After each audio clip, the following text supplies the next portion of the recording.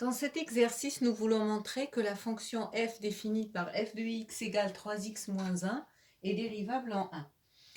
Dans le cas général, pour montrer qu'une fonction est dérivable en a, il faut que le taux d'accroissement noté t de h, qui est égal à f de a plus h moins f de a sur h, admette une limite quand h tend vers 0, qui est finie.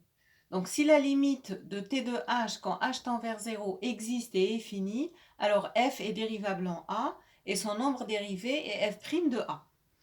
Dans ce cas-là, nous allons calculer le taux d'accroissement t de h qui est égal à f de 1 plus h moins f de a sur h. C'est-à-dire que a ici, il est égal à 1. Alors, le calcul est simple. Pour calculer f de 1 plus h, il suffit de remplacer dans f, x par 1 plus h. Donc, f de x, c'est 3x moins 1. Nous allons remplacer x par 1 plus h. Donc, ça va nous faire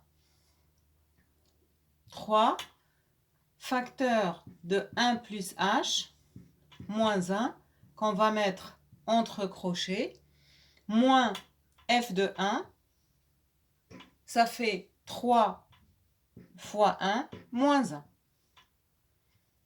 Le tout sur h. En développant, on obtient 3 fois 1 égale 3, plus 3h moins 1. Moins 3 fois 1, ça fait 3 moins 1. Le tout sur h. Donc ça nous fait 3 moins 1, ça fait 2, plus 3h, moins 3 moins 1, ça fait 2, sur h. Donc ça nous fait 2 moins 2, ça fait 0, donc 3h sur h.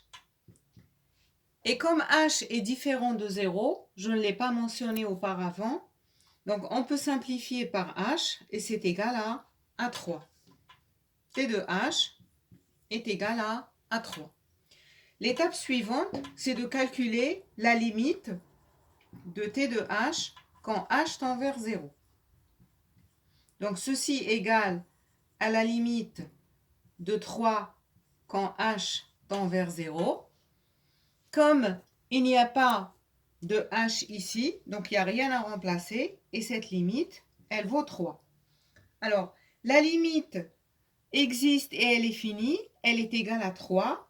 Donc, on peut conclure que f est dérivable en 1 et f' de 1, le nombre dérivé de la fonction f en 1, est égal à 3. Et l'exercice est terminé.